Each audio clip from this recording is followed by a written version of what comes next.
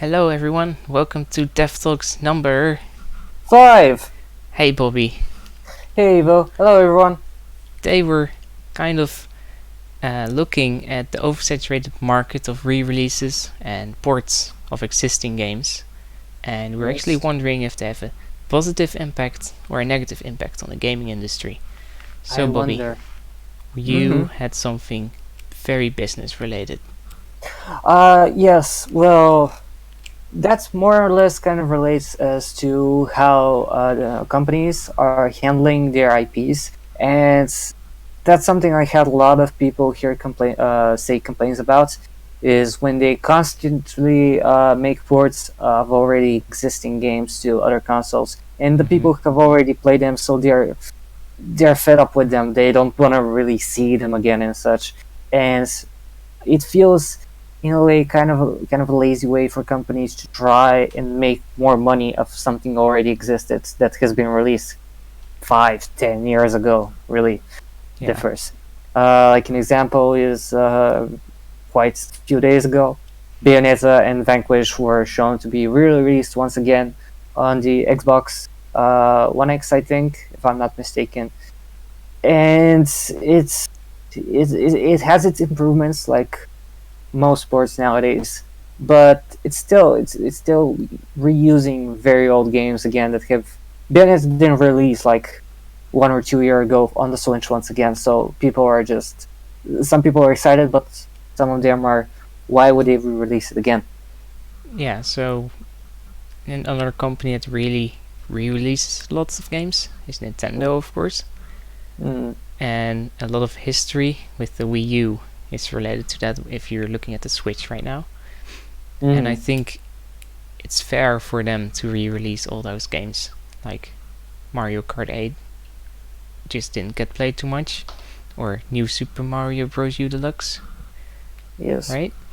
So that yes. actually Well, makes sense to give them another shot because they're still good games, I guess. yes. The justification is there as not that many people played them, Yeah, but but I can still see when people view it as like easy money for companies and just being useless it is, it entries. is, it is. We're not saying it's bad. We're just saying it's something that people complain, and there usually is reason for that, even if it's not completely true. Uh, like another example of very easy money, or easier, let's say, is Activision. What Activision has been doing for the last few years Crash is, Bandicoot trilogy and then Spyro. yes, and let's not forget the cluster fuck, which was the racing game. Crash Team Which, Racing Nitro Fueled. yes, that one. Yeah. Didn't And they actually add microtransactions later after every review was in? I'm not sure. I think there was Was something something going with it at about. least. Yeah, it was a really big mess, and people didn't like how it played. I know some people who did like it, and for God knows what reason. But yeah, it was really really weird, Yeah. and I'm just amazed because Activision has been doing practically nothing for so long. They have been just releasing their pretty much their golden cows. Like, they've been ringing them out for all their worth, Yeah. and they keep talking about a new game, but we've seen nothing. Like, the pretty their last 2 years have been just releasing Pyro or Crash either on the PS4 and then putting it maybe on the Switch and PC and getting some more money out of it, which I think is quite a bit embarrassing, and I'm finding it hard to defend, like, at all. Call of Duty Mobile. Call of Duty Mobile. Or the Modern Warfare, which released a few days ago.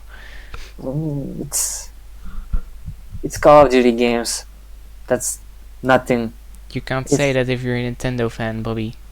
fine, fair enough. I mean, I know people who like Call of Duty, who play the new games. I like some of them, even though I haven't played them.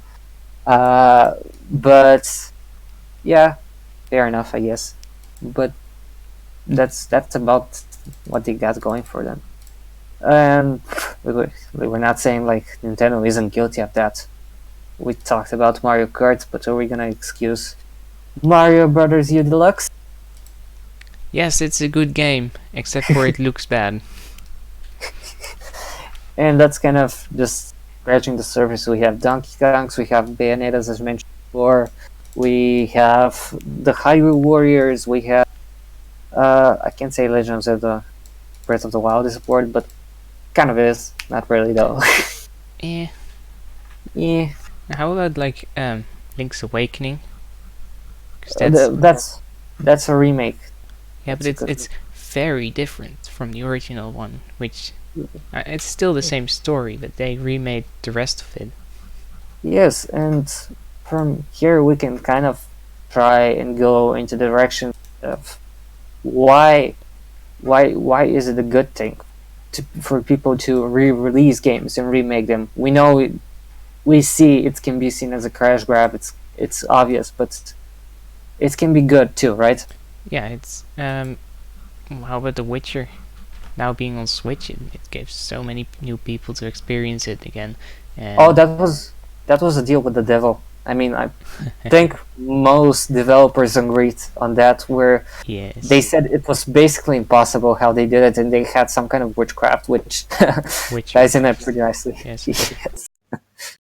But yes, when you take into account all of the remakes and it's not right to complain about them exactly, because there's a lot of people who, going back to the Wii U, a lot of people have not played a lot of the games that were released on that console, and putting them on the Switch is giving them new life.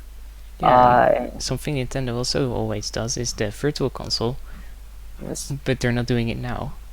But they're doing the subscription model, which is also a very interesting concept for re-releasing the older games. Yes. Because as many people have played those games, there's still people who haven't played all of them. I mean, myself, I know a lot of them, but I haven't played them. Yeah, I've played very little older games. Yeah. And if you actually give me the choice between buying them and maybe giving a shot just playing them like randomly, the subscription model works pretty well in that way. Yeah, and it's always fun to have the multiplayer option actually. So for the Yeah. older games, more fun to play them together with Bobby, of course. Yeah, we wasted a lot of time on Yeah, and we baseball. should Was play it? the new SNES games. We have really tried those yet. Right. Yeah, I think we tried a few times, but there Yeah, was no the racing multiplayer. game, but we should play more. Yeah. Anyway, Uh, I think that does it for this video, unless you have anything else to add, Bobby. Not really. Just to sum it up, sure, ports and re-releases can be seen as an easy way for developers to try and get more money out of their consumers, but it is bringing something to the table to a lot of people who haven't tried the chance to have a taste of. Yeah, and if you don't like it, you just shouldn't buy it. That sends a message if people just don't buy the new games or re-releases. Yes. Can it be said that it's too many?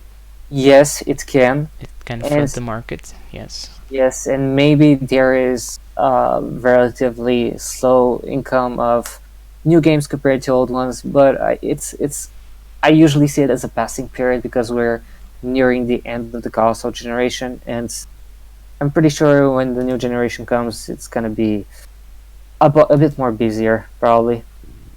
But still, ports will income always. That's all. It's always been like that. So see you next week with another DevTalks. Bye. Bye.